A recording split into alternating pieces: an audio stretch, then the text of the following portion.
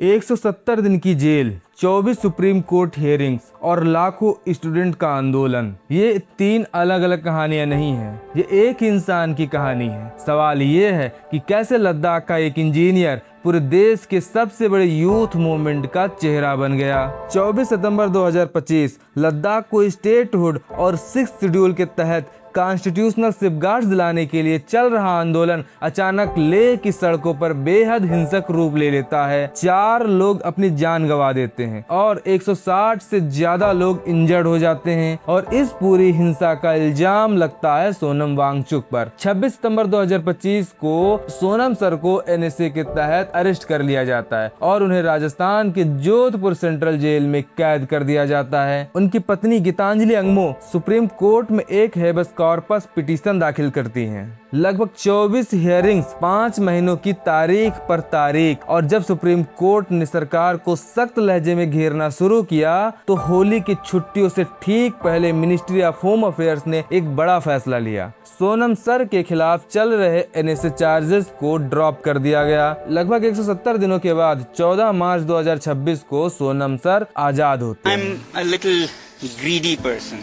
A win was not enough for me. I was always looking for a win-win. A win would be just Sonam Wangchuk wins. And what good is Sonam Wangchuk winning if Ladakh and the Himalayas and the causes he represents do not win?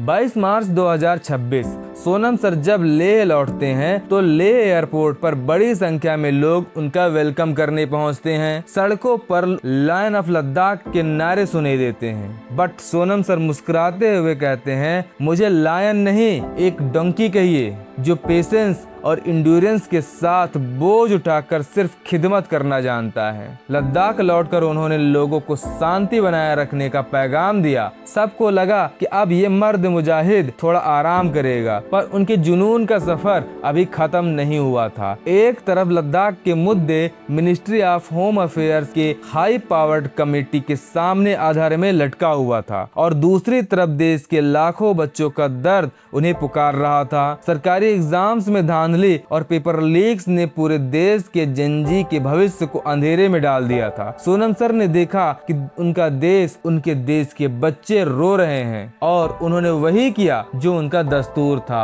Step into the battlefield. देश के इस नए आंदोलन का जन्म लद्दाख की ठंडी पहाड़ियों में नहीं बल्कि इंटरनेट के मजाकिया मीम से हुआ था। शुरुआत की थी काकरोच जनता पार्टी यानी सीजेपी ने, जिसे एक सड़क छाप आंदोलन से लेकर एक राष्ट्रीय क्रांति में बदला अभिजीत दीपके ने। Wait, cockroach? घबराइए नहीं, ये कोई किचन के कॉकरोचेस नहीं थे। दरअसल देश के सबसे बड़े अदालत के चीफ जस्टिस ने सटारिकल लहजे में फेक डिग्री धारकों को कॉकरोचेस कहा था। सीजेपी ने इसी नाम को अपना हथियार बना लिया और सड़कों पर उतर आए। जून 2026 में नीट कंट्रोवर्सी के बाद जब ये यूथ प्रोटेस्ट बढ़ने लगा तो सोनम सर स्विट्जरलैंड के जिनेवा में थे।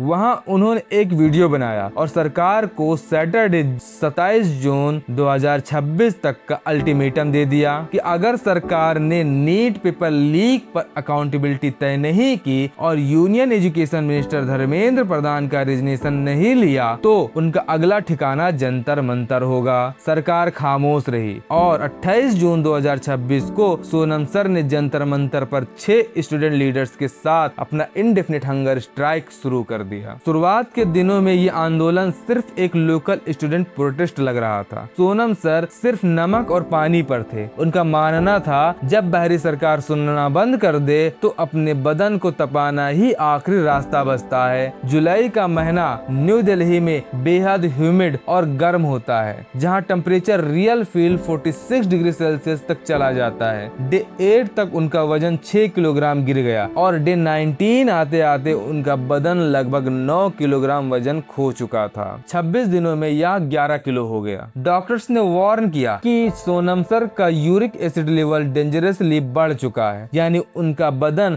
अब जीने के लिए उन्हीं के मसल्स को खा रहा था, पर उन्होंने हॉस्पिटल जाने से मना कर दिया। किया, उन्होंने अपनी शर्तों पर भूख हड़ताल जारी रखी। 18 जुलाई 2026 की बेहद खामोश सुबह दिल्ली पुलिस एक बड़े ऑपरेशन के साथ जंतर मंतर पर आती है। व्हाइट सीट्स और नेटवर्क जैमर का घेरा लगाकर सोनम सर को स्ट्रेचर पर जबरदस्ती उठाया जाता है और सफदरगंज हॉस्पिटल के इमरजेंसी वार्ड में एडमिट कर दिया जाता है। सोनम सर की गिरफ्तारी ने पूरे देश को एक झटका दिया। सरकार और पुलिस का दावा था कि ये सब सोनम सर की जान बचाने के लिए किया गया है, लेकिन उनकी पत्नी गीतांजलि अंगमो ने इस पूरे एक्शन को एक ढोंग बताया। गीतांजलि ने हाई कोर्ट का दरवाजा खटखटाया। पहले हाई कोर्ट ने हॉस्पिटल ट्रांसफर की प्ली को खारिज किया, लेकिन तभी 20 जुलाई को लगभग 50,000 से ज्यादा बच्चों ने चलो संसद मार्च निकाला। मेट्रो स्टेशंस को बंद करना पड़ा। न्यू दिल्ली पूरी तरह ठप हो गई। आखिरकार 21 जुलाई 2026 को दिल्ली हाई कोर्ट ने अपना फैसला बदला और सरकार को सख्त आदेश दिया सोनम सर को फौरन सफदरगंज हॉस्पिटल से गुरुग्राम के प्रीमियम प्राइवेट मेदांता हॉस्पिटल में शिफ्ट किया जाए, जहां उन्हें पूरी मेडिकल आजादी मिलेगी। तो दोस्तों, इस महासंघर्ष का क्या अंजाम निकला? क्या हमारे हीरो की तपस्या रंग लाई? इसका सीधा जवाब है हाँ। 24 जुलाई 2026 को सरकार ने पेपर लीक रोकने और छात्रों के मामले में ठोस कदम उठाने का लिखित भरोसा दिया है और तब जाकर सोनम सर ने अपना फास्ट समाप्त किया। इसके अलावा 25 जुलाई 2026 को धर्मेंद्र प्रधान ने अपना इस्तीफा प्रधानमंत्री को भेज दिया है। सोनम सर की ये क्रांति